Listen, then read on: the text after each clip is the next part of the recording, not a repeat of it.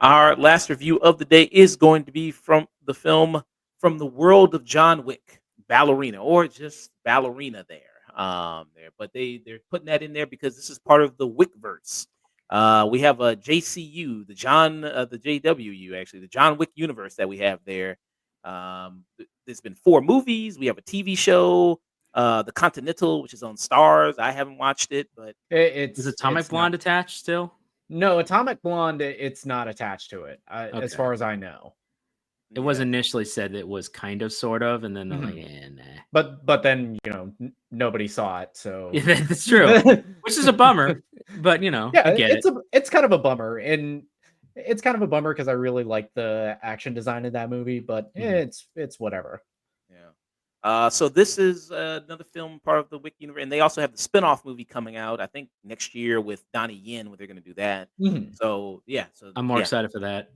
So, yeah, whole universe, they got this up there now. Started off with one movie, and now here we are.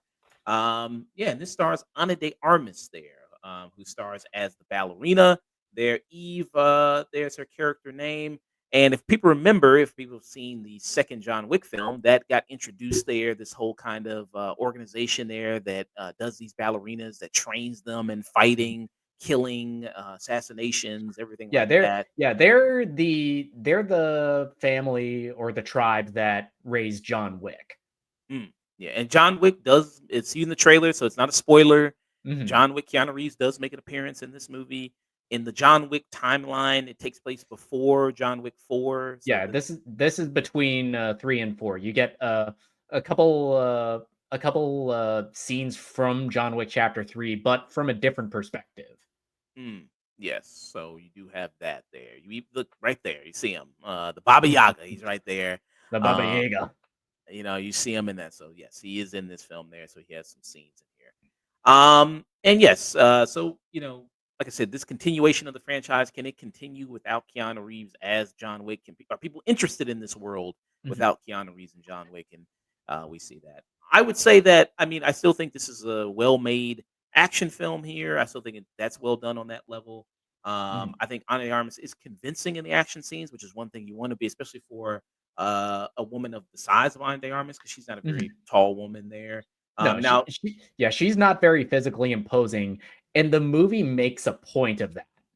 Because even in the early training scenes, it's like, it's because you're fighting people on their terms. It's like, nah, cheat.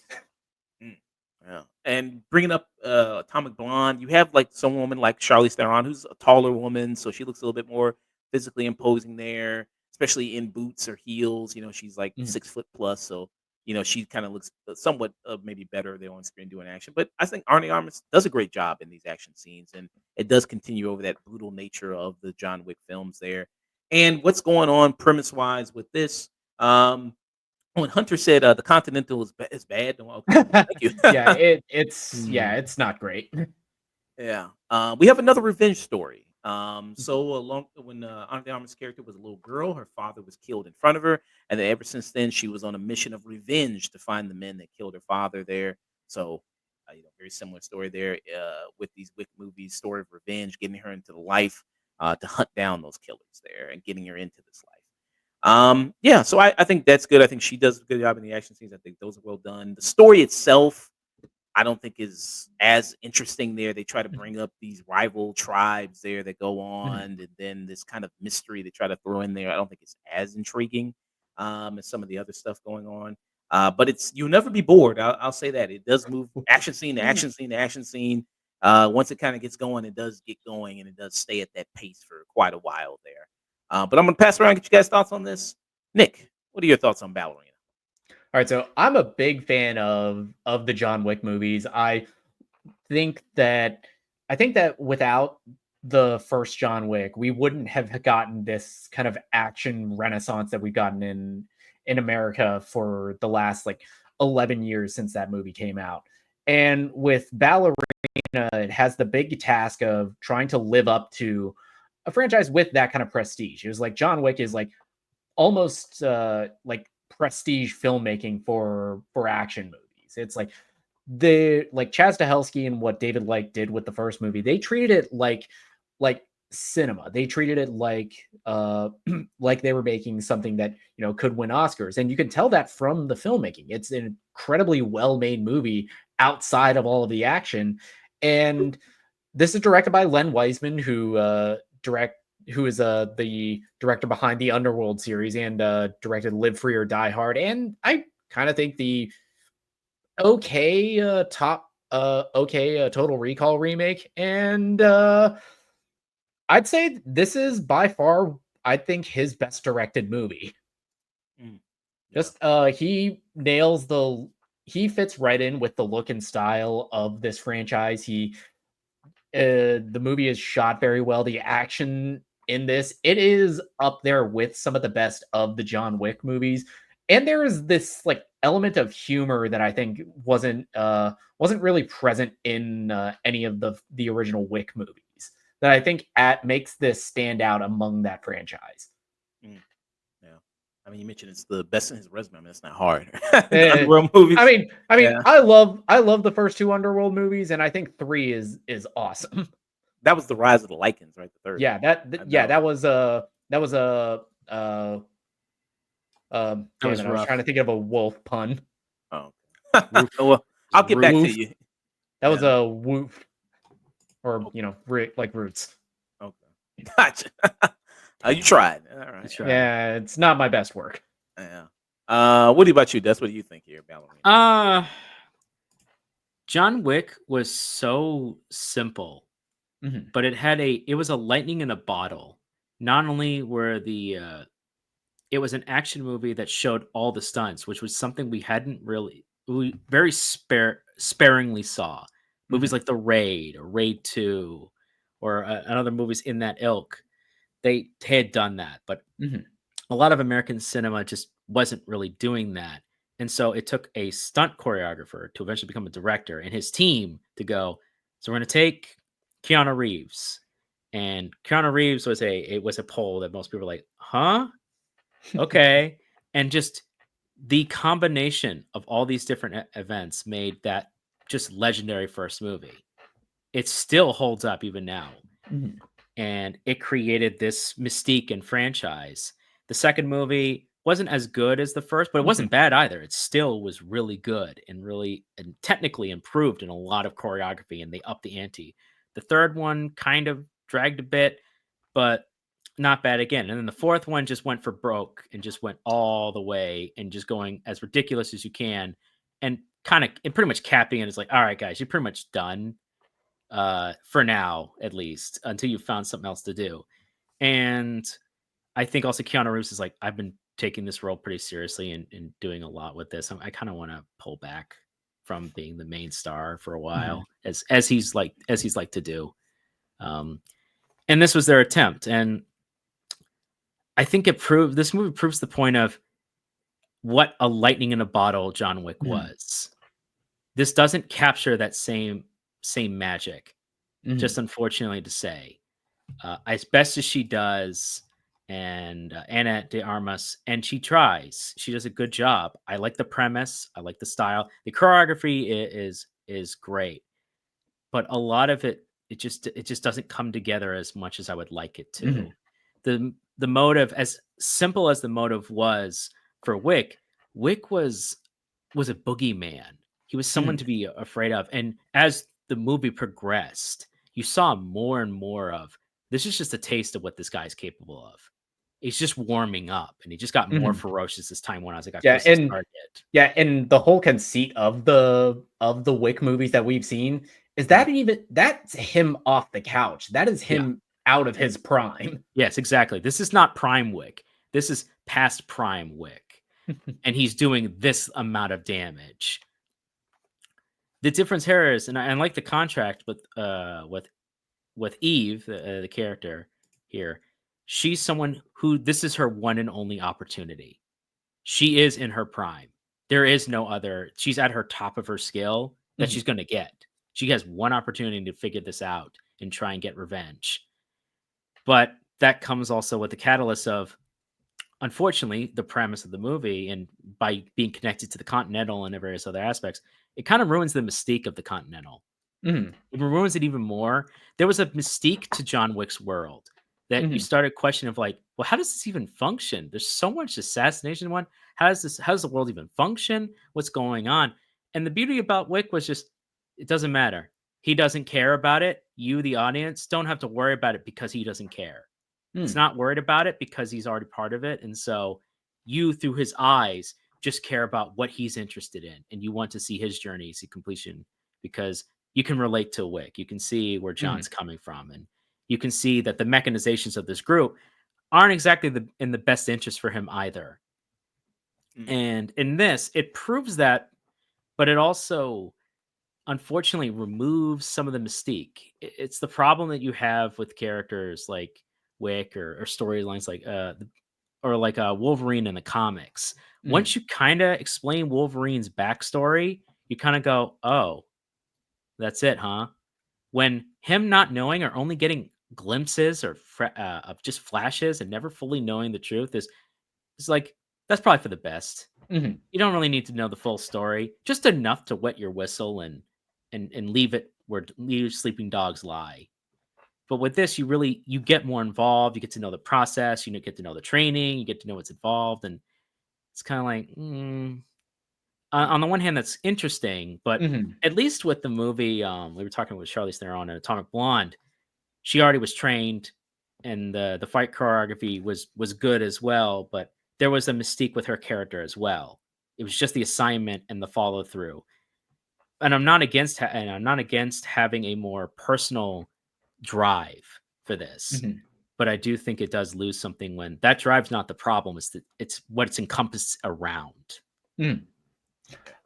I kind of agree with you on one level. I feel like every bit of like lore and insight into the way this world of assassins works, I feel like the Wick movies did a much better job of keep just giving us little peeks into the way the world Mhm. operates, and where we got it piecemeal by piecemeal throughout each of the four movies.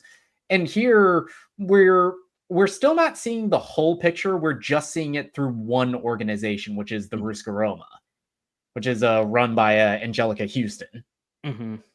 And there were still and I kind of feel like the movie, I feel like the biggest problem is the script and how kind of bare bones revenge story it is. But by, some argument, we're not we're not here for the story really. Mm. That's not an excuse. And I feel like Ana de Armas, she does the best she can with the Yeah, very yeah. thin I'm not blaming script. her or anybody else here. Mhm. Yeah.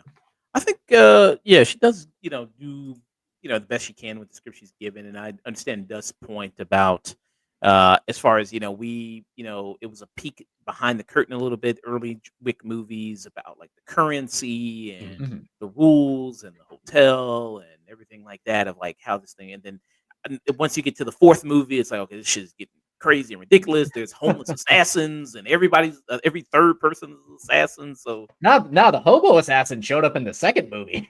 yeah, the second movie, and yeah, it was, okay, this is getting a little crazy. It's getting a little ridiculous. And so you just kind of got to go with it there.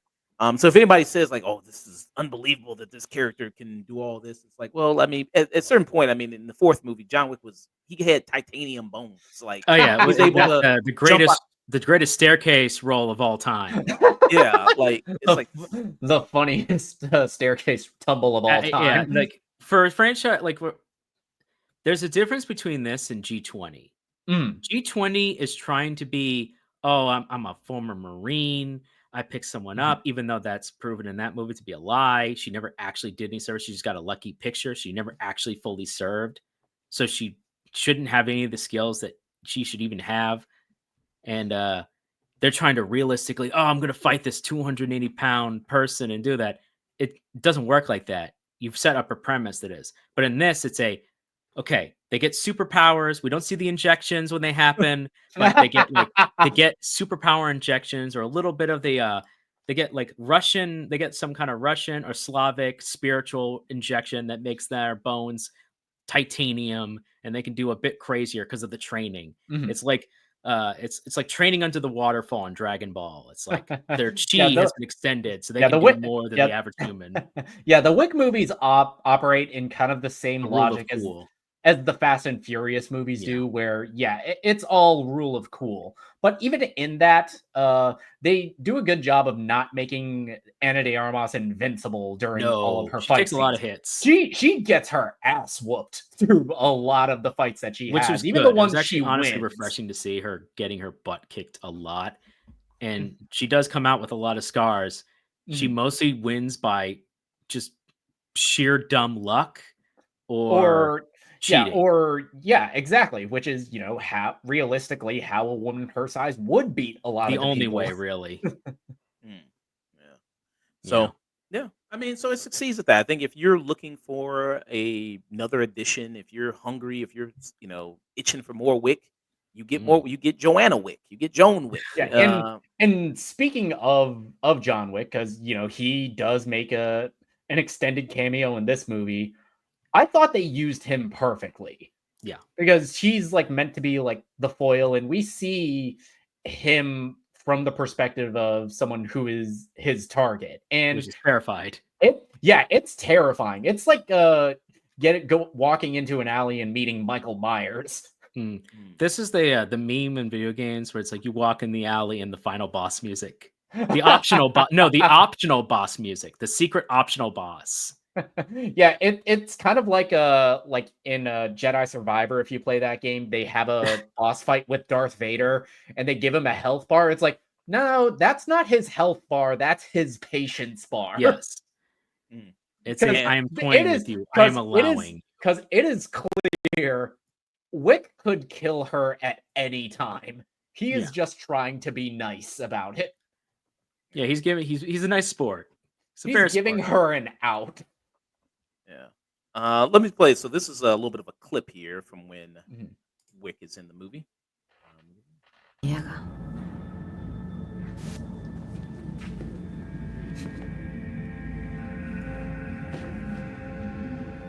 The students will talk about you.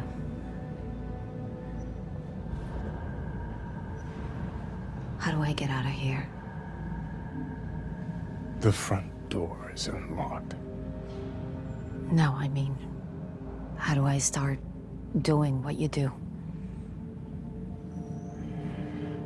Looks like you already have. That door will lock sooner than you think. You can still leave. You still have a choice. Why didn't you leave? I'm working on it. Yeah, Uh, I mean, Hunter yeah. said Anna deserves to get her ass kicked after that. That is very true. Every one of the stunt doubles were like forced to watch Blonde before they rolled action on the scenes. Oh man, that movie was god awful. Wasn't that our worst of? Yeah, that was my worst stuff. Yeah, that was. This is better God than that. damn you, Hunter! I'd forgotten about that movie. God damn it! Hey, that's Damn good, it, man. Hunter, you Hey. fucking troll. Yeah. So this is better than that. It's better. Yeah. Than I mean, the bar is low. It's near The- dinosaur. that bar is so low, it's an insult to this movie. Yeah. No, John Wick is a rare example in which they used another character's cameo and made complete sense of why they're there, and did a good job of tying it into the continuity and explaining why he is, and without making it seem like it's super plot armor. It's no, there's a reason why I'm here, and the reason why I'm kind of going easy on you, and then it's I'm going to give you a ticking clock. Figure your shit out. It's like you got 20 minutes. Yeah, you got the rest of this movie. Hurry, wrap it up, B. Wrap it up. Yes, it is. Engine Plays. Thanks for coming by, man. Thanks for so much, man. Awesome Engine Plays there. Yeah, John Wick movie is great. Yeah, and some other people in the movie. I mean, you got like Norman Reedus. I'll be honest, he Mhm. don't really do shit. He don't really do I felt shit. bad. I was happy to He see him. Yeah, Uh, I'm happy to see him. It's cool to see him not playing not killing zombies, actually having, good choreography in his action Guy's a set great pieces. actor. I've been watching him since Blade 2. Mhm. yeah. So yeah, it's good to see him in some other stuff other than being Daryl Dixon. But yeah, I mean, he don't really do that much anything going on here. And then like you mentioned, so it's mainly just driven by on the Armas. You do have a villain in there in this. And the villain is he's good mustache twirling villain, I guess. Mhm. Kind of Yeah, guy. Gabriel it's Byrne Ga- is great. it's Gabriel Byrne who literally played the devil, and Yeah, he's great in this, but his character is like paper thin. yeah, I mean, it's he's Lionheart, man. He's the Black Prince. So you got that. So God yeah, damn, that's an old ass and reference. yeah, Andrew Play makes a good point. Yeah, one of the last times we'll see Lance Reddick. So I Lance Yeah, Reddick also. know. no, It this was no, like this is saying goodbye. yeah, this is his final on-screen appearance. This is Very the funny. last thing he Okay. shot before he passed. Okay. So this is it. So, and yeah, he's great as always, Lance Reddick. Oh yeah, man. Charming The as man always. was a professional. Dude. Yeah. Mhm. Very awesome. So, final thoughts on this movie. So, yeah, I mean, like I said, if you're looking for more, itching for more Wick, there, I think this will satisfy this itch. I think there's some really interesting, creative fight scenes in here. I think the kitchen scene was a standout. Mhm. I think the scene in the gun shop was a standout with the grenades. I think that was a big standout. So if you're looking, because that's always the thing with these Wick movies, is they have these like, how are you going to top Yeah, the these type of highlights. you know what I mean? Because like every movie got bigger and bigger in terms of the action set pieces there in these movies, and how are they going to top the next thing? And I think they have some great action set pieces in this. Um, I think Ana de Armas is a good lead in this. I think she does work really well at being very convincing in these action scenes, and I think that works. The story, I mean, you're not really here for these movies for really the Mhm. story. A lot of Mhm. times, I mean, it's a simple revenge story that tries to get a little overly convoluted and throw a Yeah. mystery in there and a twist, and it's like you didn't really need to do all this shit. Yeah, you don't need that. You really don't need to Yeah, do that. it's like Um, the mystery worked better when it was much simpler. yeah, And the simplicity is the secret sauce for the John Wick movies. yeah, This is a franchise that needs to adhere to the KISS principle. Keep it simple, stupid. yeah. So yeah, so I liked it. I enjoyed it. I guess it begs the question, now that you have this one, and like I said, you got a spinoff movie coming out. Are we going to start seeing more of an We'll get the assembly? John Wick Avengers. It's all right. Yeah, are we going to see more of an assembly line of these Wick I movies? hope not. I hope these are like Mhm. just like they find a concept that they like and do something in different parts of the world, and they just give just different characters their shot. Mhm. Mm, I just like almost like an anthology in the world of John Wick, and just that's what. and do different little Mhm. premises, and that's about it. And they just don't touch John for the most part. Yeah. And that was another cool scene. They do it like a flamethrower. Flamethrower Yeah. versus fire hose. That was cool too. Yeah, they do that. So I'd give it a tune in. Uh, Mhm. what about you there, Nick? I'm kind of right there with you. With any kind of spin-off, there's like this big ask of how much are they going to overly rely on the conventions and cameos from previous entries. And thankfully, besides how well handled Keanu Reeves' appearance in this movie is, this movie really stands out. I feel like this stands on its own as a worthy entry of the franchise. The script, however, is very paper thin, but the action design and the way we talk about great action is like it's constantly escalating, adding new levels to it, adding new wrinkles to the choreography and to the performance.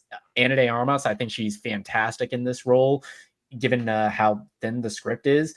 And when this movie shine is during its action, which is what you come to a John Wick movie for. I had a great time with this. I'm giving this a strong tune in also. What about you? Yeah, I echo everybody here. It's hard to do a spin-off, let alone for a legendary franchise that we kind of resuscitated the action genre, Mhm. which had gone a little stale in the States, and really kind of gave this resurgence of having high quality action Mhm. movies again. And it's great to see. If it wasn't for John Wick, I don't think would have gotten back into seeing John Wick-esque movies or movies Mhm. fun movies like The Beekeeper or movies like that. And This movie, honestly, despite it being a side movie, it kind of is able to do a little bit of its own, despite my problems with it, and kind of also kind of tampering with the mystique of the universe in which it's set in, and it's a bit thin on its own script. I know we said keep it simple, and the bit of the convolutedness does impede it in other ways when they could have just been pretty straightforward it and kept that mystique. Would have worked out a little bit better for them. But you can still beef up a script while still doing that and not be as like super thin on it. But I mean, the action scenes are fun. Everybody does their job. It's great seeing all these different characters in this world, and it does the most difficult thing of all, which is standing on its own feet while also understanding what umbrella it's under. That's a very difficult position to be in, and because of that, I also give it a solid tune in. It's a good time. It's fun. It may not be like a traditional Wick movie, but it is a nice romp. Oh, yeah, I agree. So we agree all around for Ballerina there. Hunter said no spoilers, but how badass is the flamethrower sequence? I think it's pretty badass. It's pretty fun. It's awesome. I think it's pretty There's a couple standout yeah, this movie is just like any other John Wick, which I'm happy to see. Is there's some standout moments that you're just gonna be like, yeah, that's gonna be clipped. Yep, that's gonna be clipped. It's not as memeable as John Wick 4, but it's gonna be clipped. What was the kitchen scene from John Wick 1 is still pretty memeable. Yeah.